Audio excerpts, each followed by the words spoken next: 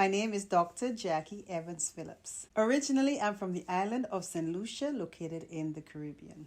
I came to the United States at the age of 17 after graduating high school.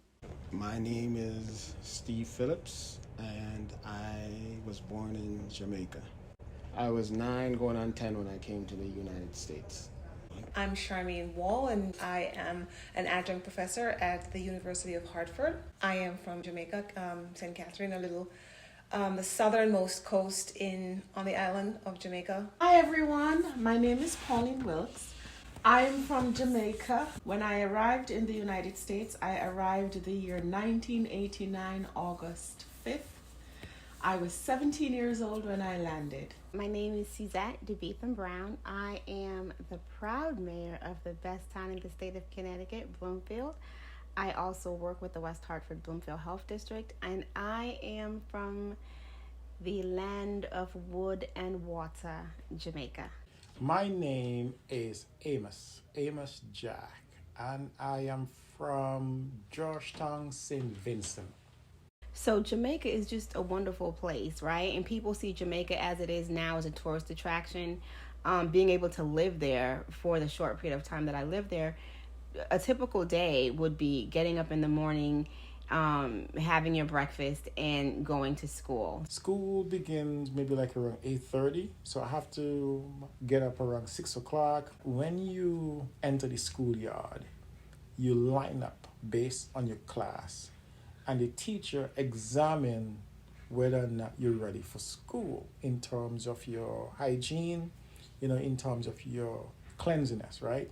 Girls, your hair have to be properly combed, your face have to be washed, but most importantly, no dirt under your nails.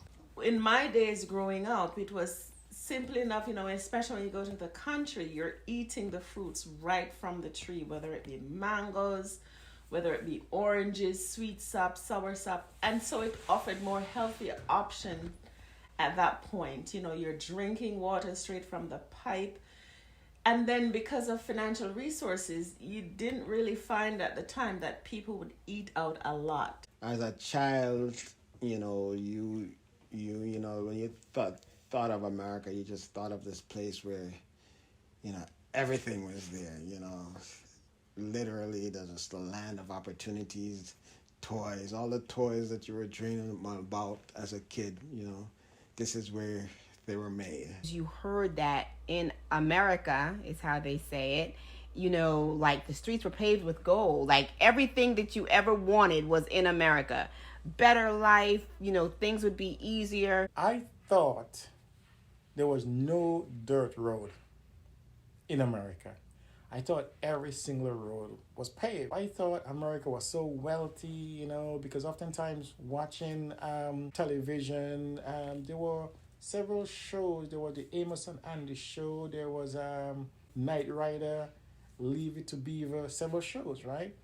And it's like it was so perfect. So in my head, I actually thought that there were no dirt roads and everyone have clothes and everyone got food and everything. My adopted grandmother always wanted something big for me, and she was the principal of a high school in St. Lucia. She wanted to provide me the opportunity of going out of St. Lucia to seek higher education. Education has always been fundamental in our lives, and it's amazing how you see that has been passed down within me as well. And so she had a desire and a dream that upon graduation I would leave the country and get a better opportunity for myself. One of the things I've come to realize is that we, as people who migrate here, we came here freely. African Americans were brought here in slavery. We came to the Caribbean in slavery as well, but there is a separation from where we're coming from in the Caribbean to now come to the United States because we chose to come here. We were not forced to come here. So we come here with a different sense of belonging, a different sense of ourselves. We feel like, I chose to come here. I came here because I could afford a ticket and I could afford to come here and live here. So I am not going to be burdened with that because I've left that where I'm coming from.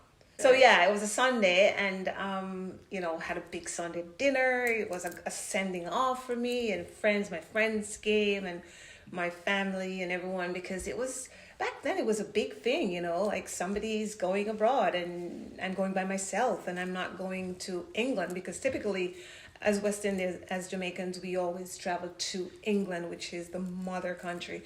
So for me, going off to the United States was a big deal, and everybody came. When I learned I'll be going away, right? I mean, I was full of excitement. I couldn't wait. When it gets closer to leaving, we had a late night cookout, and of course we cooked some fowl, and we had a nice broth, and everybody came and they wished me good luck and encouraged me to be myself, always listen, always study hard in class. Getting ready to immigrate is a process.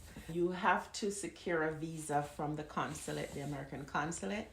And so you go through this entire process. You have to obtain your passport. You have to do a medical. I know I would miss my mom, but I didn't feel the anxiety at the time, because I just knew, this was just what we were going to do, and I'll see her soon, because I could always come back. But then you don't know how much you're really going to miss somebody until you miss them. I remember the morning my mother brought me to the airport. I had to say goodbye to Miss James. That was very, very bittersweet. Why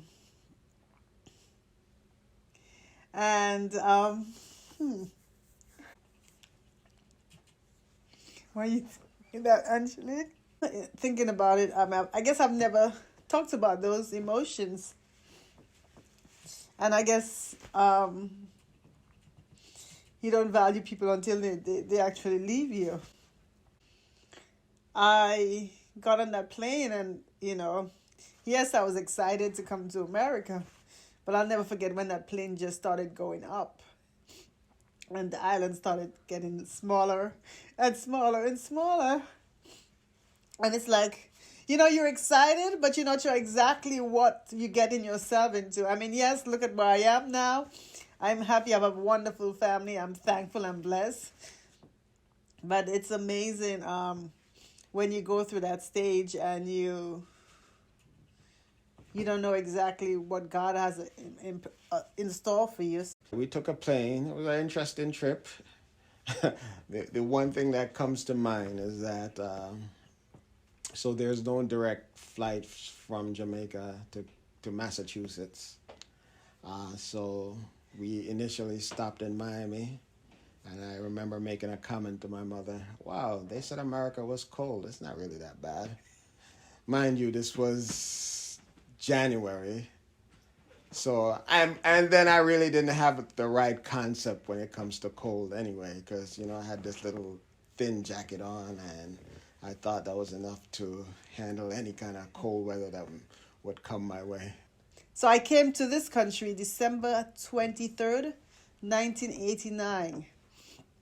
And, going through immigration and everything was a blur.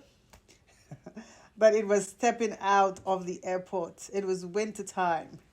And I was like, what is this? It was actually snowing that day. And, one of the... And I do recall my uncle and my aunt coming to greet us. And they brought a big jacket. I was like, wow. We came when it was cold. Now, being in Jamaica, we have never, ever, ever, ever experienced winter, right? Or snow. So it was like, wait a minute, why are we here? What in the world is going on? What is this? You took us from this wonderful island where it was always sunny and warm, and now we're here and it's freezing. And I believe there was a snowstorm that year, a blizzard of 78. I believe that year there was a blizzard and we couldn't get out the house. It was like, what, why? For a while, it was always like, you told us it was going to be better here, but it can't be better here. This is new to us. We had to get boots and we had to get coats. And between my dad's mom, my grandmother Ellen, and my uncle Bill and Aunt Precious, they helped us to get winter stuff so that we could weather something that we thought would have killed us. So I get to West Haven, And we get out of the car, and I'm looking around for the house, and there was no house. It was like an apartment building, and I'm like, oh, so there's a difference. And there was no backyard and all of that. Kids were playing out in the front and in the street. And I'm like, this is just a marked difference from where I'm coming from. Well, of course, I had no concept, right? Because I thought everybody lived in a house, and it's America. Everything is just beautiful and grand and all of that. And the trees are green and fruits are hanging from the trees. And one of the things that struck me was that all these trees, and they didn't have fruits on them. I'm like, what, why do they even have trees that don't bear fruit, right? We came in January